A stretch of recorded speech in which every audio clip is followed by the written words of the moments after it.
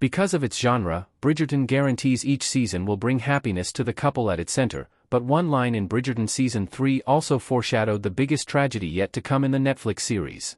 Following the pattern established since Bridgerton Season 1, Season 3 focused on Colin and Penelope's romance while furthering the storylines of some Bridgerton siblings and other Ton members alike. This intensified Bridgerton Season 3's book differences, as key events in Season 3 embodied the message of the original material from Julia Quinn's books and introduced storylines tackled only many books after romancing Mr. Bridgerton. The change couldn't be more evident than with Francesca's story, whose presentation to the Queen put her front and center in Bridgerton Season 3. While that was also true for Eloise in Bridgerton Season 2, Francesca finding companionship and love with John Sterling right after her debut made her the first Bridgerton to find a partner and marry in a Bridgerton season whose focus wasn't on her but another sibling. Such a development marked a big change from the past, setting up Francesca's eventful book story in a future season and even referencing Bridgerton's biggest tragedy in a blink-and-you-miss-it sentence. Bridgerton Season 3 hinted at the next tragedy. Its season finale included a very foreboding sentence during John and Francesca's wedding. Bridgerton Season 3 established Francesca and John's bond as one unlike any other, making a point to show their relationship as valid and fulfilling even if it didn't include the drama Simon and Daphne, Anthony and Kate, Colin and Penelope all had to overcome. Developing feelings for each other was easy for Francesca and John, even if Francesca had nonetheless to fight for that union, as Violet didn't fully understand it.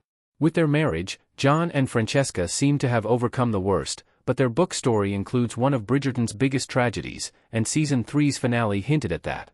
John and Francesca's private wedding in Bridgerton Season 3, Episode 8, Into the Light, was a wholesome affair, but it also included an unusually loaded look at John as the celebrant said, "May you now live together in holy matrimony until your dying breath."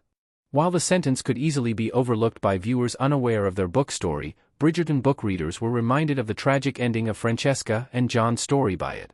Indeed, Francesca is left widowed merely 2 years after marrying John in When He Was Wicked, and Bridgerton Season 3 hinted at that with that sentence. John's death happened suddenly and unexpectedly in When He Was Wicked's second chapter, right after the introduction of the story's central characters.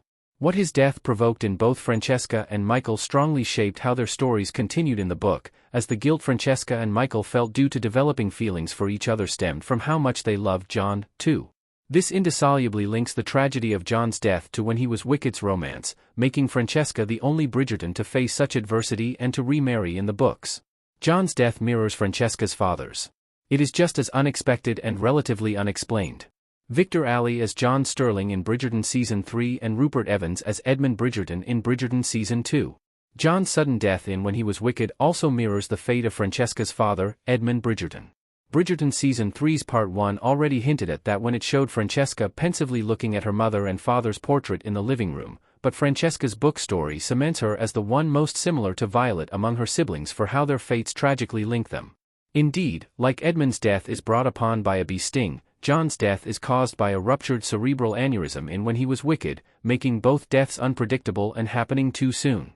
The similarities between Edmund's story and John's don't stop at that, as the medical knowledge of Regency England also guaranteed their families wouldn't have known the real reasons for their deaths.